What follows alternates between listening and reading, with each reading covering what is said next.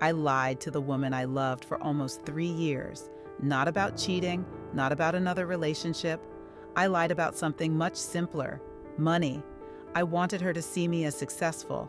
Instead, I became a fraud. And when the truth came out, I lost the best thing that ever happened to me. My name is Ethan. Growing up, my family struggled financially. Most of my childhood was spent worrying about bills, rent, and whether we could afford basic necessities. I promised myself that one day I'd become successful. But by the time I turned 28, success still hadn't arrived. I was working a regular office job and barely getting by. Then I met Sophie. She was smart, kind, and incredibly ambitious, the kind of person who inspired everyone around her. The moment I met her, I knew I wanted her to like me. Unfortunately, I was convinced the real me wasn't enough. On our first date, Sophie asked what I did for a living. Instead of telling the truth, I exaggerated. I told her I managed multiple investments. I hinted that I owned property. I made my life sound far more impressive than it really was. The lie worked. At least that's what I thought. Sophie seemed impressed, and rather than correcting myself later, I kept going. One lie became several. Several became dozens. Before long, I was living two different lives. To maintain the illusion, I made terrible decisions.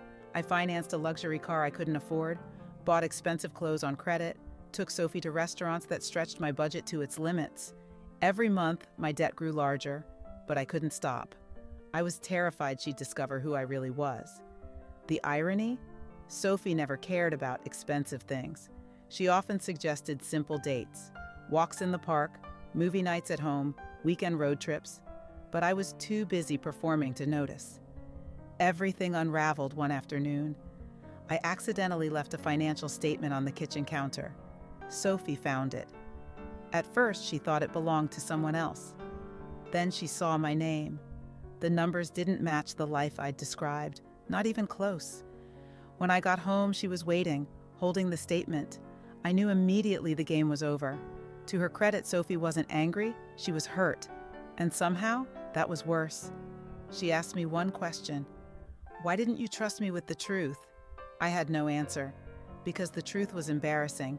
I didn't lie because I wanted money. I lied because I wanted approval. I wanted to be someone she would admire. But in trying to become someone else, I stopped being myself. A few weeks later, Sophie ended the relationship. Not because I was broke, not because of the debt, but because trust had disappeared. According to her, if I could lie about something so important for years, how could she trust anything else? And honestly, she had a point. Watching her leave was one of the hardest moments of my life, not because I lost my girlfriend, because I lost someone who would have accepted me exactly as I was. For a long time, I blamed my circumstances. Then I realized something. Being poor wasn't what damaged my relationship. Being dishonest did. The version of myself I tried so hard to hide was actually the version Sophie cared about most. And by refusing to show it, I guaranteed my own failure. Today, my life is much simpler. No fake image, no pretending, no lies. And while losing Sophie still hurts, she taught me a lesson I'll never forget. The right people don't need a perfect version of you. They need the real one.